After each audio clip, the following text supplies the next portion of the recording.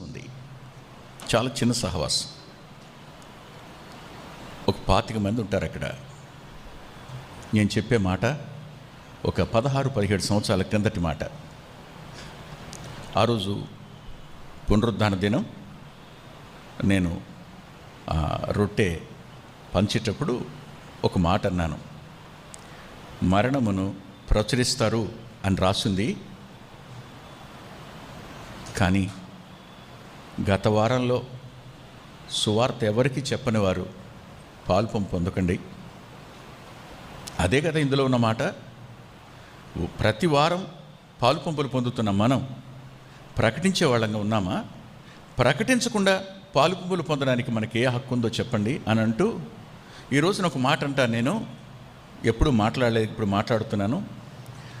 ప్రతి వారం ఒక్కరికి నేను సువార్త చెప్తాను ఖచ్చితంగా అన్నవాళ్ళు మీ చేతులు పైకెత్తండి అన్నాను. అన్నప్పుడు అందరూ గబగబా కుడి చేయి పైకెత్తండి అన్నాను. చేయి కాదు, కుడి చేయి పైకెత్తండి అన్నాను. అందరూ చేతులు పైకెత్తారు. కానీ అందులో ఒక ఆమె ఉంది. ఆమె తన ఎడమ చేతితో కుడి చేతిని ఇలా పట్టి ఇలా అంది. కారణం ఏంటంటే ఆ అక్క కుడి చెయ్యి కుడికాలు పక్షవాతం వచ్చి పడిపోయినాయి. ఆమె ఇలా పట్టుకుని ఇలా పైకెత్తిట అంది. నేను అనుకున్నాను, అక్క వీళ్ళందరూ చెప్తారు కానీ నువ్వెలా చెప్తావు? మందిరానికి రావడానికి 15 గంట పడుతుంది, నీకు 30 గంట పడుతుంది నడిచి రావడానికి. ఎక్కడికి వెళ్తే ఎలా చెప్తావు? అంతేకాదు, ఆమె కడుపులో ఇంత క్యాన్సర్ కణితే. ఆ అక్క పేరు కోనపు రెడ్డి అనమాయమ్మ. తెల్లగా ఉండేది, సన్నగా ఉండేది. అయిపోయింది. ఒకరోజు ఇంట్లో ఉన్నాను గుడివాడలో. ఎందుకో మనసు అక్కను చూడాలనిపించింది. బయలుదేరి వెళ్ళాను. అది స్లమ్ ఏరియా ఉయ్యూరులో. చిన్న చిన్న పాకలు గుడిసెలు ఉన్నాయి ప్రాంతం. వెళ్ళి అడుక్కుంటూ వెళ్ళి లోపలికి పోయి వంగి లోపలికి వెళ్ళగానే నన్ను చూడగానే ఆ అక్క ప్రాణం లేచి వచ్చింది. రానానా అందే. చిన్న కుక్కి మంచం పండుకుని ఉంది, మంచానికి అంటుకుపోయి ఉంది. రమ్మని ఇంకేమి లేదు, ఆ ఇంట్లో కూర్చోటానికి ఏమి లేదు. కొంచెం జరిగి ఆ మంచం మీదనే కుక్కి మంచానికి కర్ర ఉంటుంది కదా అటు ఇటు, దాని మీద కూర్చోమంది, పట్టి మీద. అలా కూర్చున్నా. వాసన గుప్పును కొట్టింది, ఒళ్ళు తిప్పేసింది. బహుశా బ్లీడింగ్ అవుతుంది కాబోలు. ఎప్పటి నుంచో చూపించేవారు ఎవరు లేరు అక్కకి. భర్త నాటు టాపీ పని చేస్తాడు, ఒక్కడే కొడుకు, వాడు లేడు. ఏ అక్క నాకు ఒళ్ళు తిప్పేస్తుంది. చెయ్యి ఇలా చాపింది. అక్క చేతిని ఇలా పట్టుకున్నా. ఉండగలనా 2 నిమిషాలు, ఉండలేననిపించింది. లేచి పారిపోవాలనిపిస్తుంది ఆ స్మెల్కి. అప్పుడు ఒకటి గుర్తు చేసుకున్నా, నాకు ఇష్టమే అని ఆ కుష్ఠరోగిని నువ్వు ముట్టావు కదయ్యా, నాకు కూడా ఆ కృపనివ్వు నాయన. ఆ చీలా పట్టుకుని అక్క ఎలా ఉంది అన్నా. అక్క ఏమందో తెలుసా? దేవుని కృపను బట్టి బాగానున్నా అన్నానా.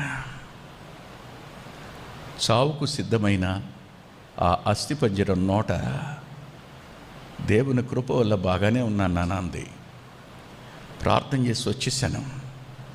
ఎంతసేపు అయినా ఆ స్మెల్ నా నాసికలోంచి పోలా, వెంటపడతానే ఉంది. సరిగ్గా ఒక 5 రోజులు అయ్యాక మళ్ళా నేను ఇంట్లో ఉండలేకపోయినాను. మళ్ళీ చూడాలనిపించింది. వచ్చాను. వచ్చి చూస్తే అక్క లేదు ఇంట్లో. చెప్పడానికి ఎవరు లేరు, చుట్టుపక్కల వాళ్ళు ఎవరు లేరు. అందరూ పనులకు వెళ్ళిపోయేవాళ్ళు కదా. నిరాశతో నిలబడిపోయా. అప్పుడు అంది నాతో, నానా నన్ను నువ్వే సమాధి చేయాలి అని. నా భర్తతో చెప్పానయ్యా, నన్ను అట్ట తీసుకెళ్ళొద్దు, పెట్టిలో పెట్టి తీసుకెళ్ళండి, తమ్ముడు వస్తాడు, తనకిచ్చేయండి నా దేహాన్ని అని చెప్పానయ్యా, నువ్వే తీసుకెళ్ళినానా అంది.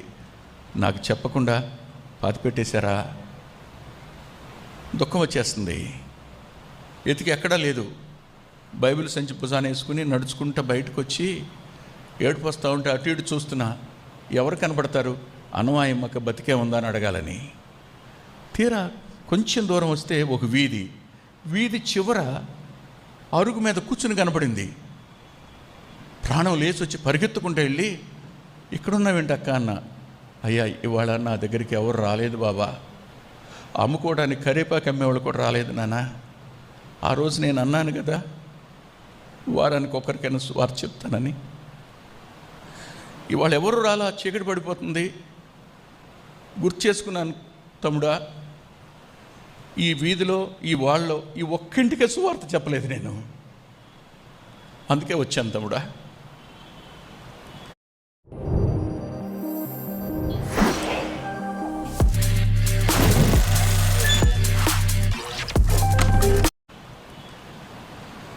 పక్కనే ఇలా ఎత్తుకుని తేవాలనిపించింది. ప్రసంగాలు చేసేవాళ్ళు ఆత్మలను రక్షించటం తక్కువండి. ఇలా ప్రకాశించేవాళ్ళు, ఇలా గుణాతిశయాలను ప్రచురించేవాళ్ళు ప్రభు కోసం కొన్ని ఆత్మలను సంపాదిస్తారు. సరిగ్గా 4 రోజుల తర్వాత లేదు, ప్రభు దగ్గరికి వెళ్ళిపోయిందాక. ఒక మాట అంటాను, 26 సంవత్సరాలు నిండాయి. నిత్యత్వానికి నీ ద్వారా చేర్చబడే ఆత్మలని ఎక్కడెక్కడ ప్రకాశించావు నువ్వు? ఆయన గుణాతిశయాలను ఎక్కడ ప్రచురించావు?